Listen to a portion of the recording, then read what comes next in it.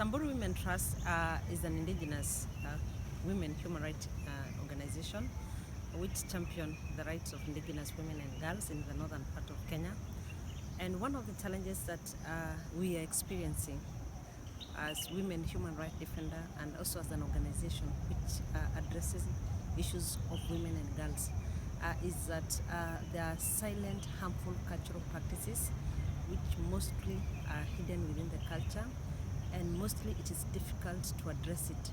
Some of these harmful cultural practices are female genital mutilation, which in Kenya we already have an FGM Act which is in place, but the problem is it is implementation. And the other problem is that a lot of indigenous community who mostly practicing FGM do not really know if the law exists. And the other challenge also is that the community were not undertaking a lot of civic education, sensitization, so that they understand that the law exists and they embrace it. The other challenge also we experience as an organization and as a women human rights defenders is that a practice called Samburu girl child beating, which is a practice that a young girl between 9 years to 15 coerced into sex by older men who mostly are double his age, and in the same practice that a girl is actually allowed to have sex. And in my community which I come from is that sex is actually do not use any protective measures because healthy facilities is a problem, and most of this community live in isolation. The same culture dictates that when that minor become pregnant, that child has to be killed. Why? Because the community foresee the child as an outcast. Mostly those young girls undergo a lot of trauma because they do crude abortion. Their child are given away to non-Samburu community, and that one it translates to a lot of human rights violation. A violation that in the community do not discuss.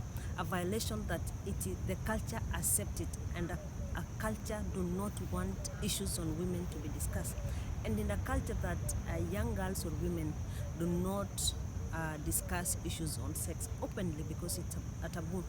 The other cultural challenge we experience is women do not participate in decision making because it's a man's society, and we've been championing inclusion of women in decision making from the community level up to the national level, and we believe it is very crucial for women to make a lot of decisions because if we don't involve them, it means that we will not have any society. When you talk about our engagement with the African Commission, currently where I stand, first of all, it is very crucial. Secondly, we believe that our voices here as indigenous women, indigenous people are very crucial. This is where recommendations are made.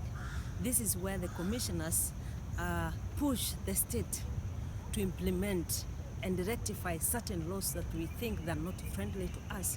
So voices of indigenous people, including the working group of indigenous people, it is very crucial for local community to participate and air their views. I believe it is through that we can make clear recommendation. We can even push the commissioners who make the recommendation to the relevant government to implement it within the local context. It's also important to engage with the commission so that they understand the context of the problem we are talking about, because once they understand our issues, they'll be able to amplify our voices and also to solidate voices from other CSOs who are just from non-indigenous community. Because when you talk about women and human rights, it is the same across the world. It doesn't matter which continent you come from.